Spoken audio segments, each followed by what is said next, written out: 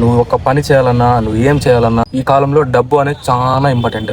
నువ్వు తిన్నావా, పనుకున్నావా, నువ్వు బాగున్నావా? Hi friends, welcome back to my YouTube channel. ఇదైతే నా ఫస్ట్ వ్లాగ్ యూట్యూబ్లో. చేసి బెల్ ఐకాన్ ఆన్ చేసుకొని సబ్స్క్రైబ్ చేసుకోండి. ఫుల్ వీడియో చూడండి తప్పకుండా. జీవితం ఒక సముద్రం లాంటిది, అర్థమవుతుందా? నువ్వు ఎంత ఏం చేయాలనుకున్నా కూడా జీవితం ఒక సముద్రంలా కనిపిస్తుంది ప్రస్తుతం. నువ్వు ఒక పని చేయాలన్నా, నువ్వు ఏం చేయాలన్నా సరే, ఈ కాలంలో డబ్బు అనేది చాలా ఇంపార్టెంట్, అర్థమవుతుందా? నువ్వు తిన్నావా, పనుకున్నావా, నువ్వు బాగున్నావా, ఎవ్వడు అడుగుడు.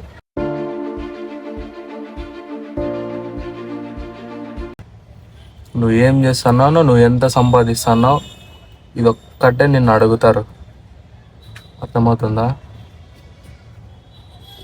ఇలాంటి జనరేషన్లో నువ్వు ఎట్లా బతకాలి, నువ్వు ఎట్లా ఏం చేస్తే బాగుపడతావు అనే దాని గురించి నీకు నువ్వే ఆలోచించుకోవాలి తప్ప నీకు ఒకటి చెప్పేవాడంటూ ఎవ్వడు ఉండడు. ఓకే, ఇంకేమంటే నువ్వు ఏం పని చేసినా కూడా నీకు హోదా ఉండే పని నువ్వు చేయాలనుకుంటావు, కానీ అది నీకు కొన్నిసార్లు సరిపోవచ్చు, కొన్నిసార్లు సరిపోకపోవచ్చు.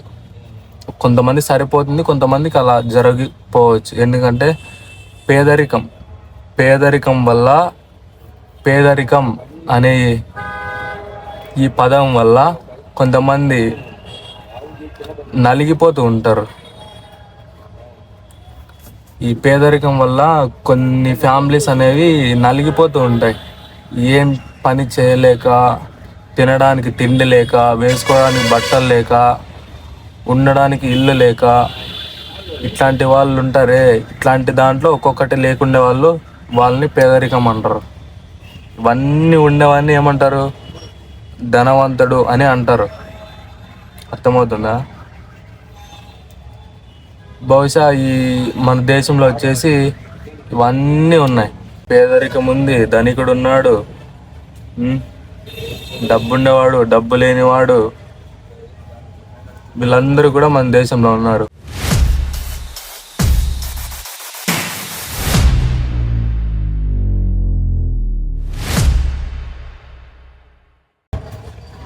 కానీ మనకి ఏదన్నా హెల్త్ ఇష్యూస్ వస్తే గవర్నమెంట్ హాస్పిటల్కి పోయినా కూడా అక్కడ ఎవ్వరు పట్టించుకోరు. ప్రైవేట్ హాస్పిటల్కి పోతే లక్షల డబ్బులు అయిపోతాయి. మన పేదరికంలో ఉండే వాళ్ళకి లక్షలు పెట్టి డబ్బు ఎక్కడ చూపించుకోలేం. అలాంటిది డబ్బు ఉండే వాళ్ళు అయితే ప్రైవేట్ హాస్పిటల్కి పోయి చూపించుకుంటారు.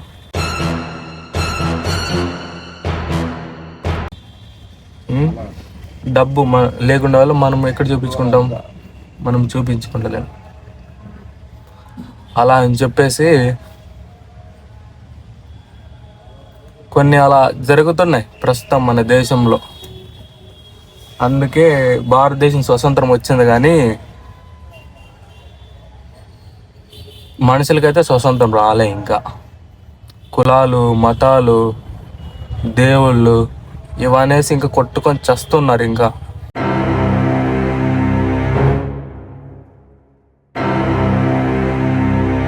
ఇవి కాదు పెంచి పోషించేది. 10 మందికి సహాయం చేయి, 10 మందిలో మంచిగుండు.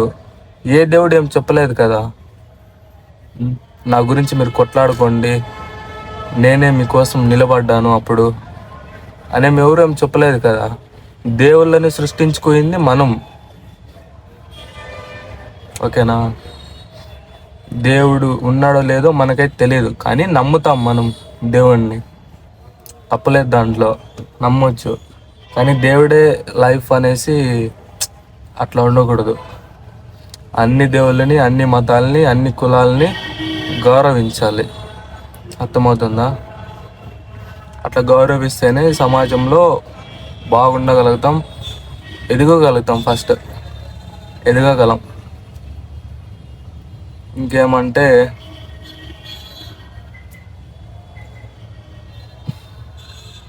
అంతే.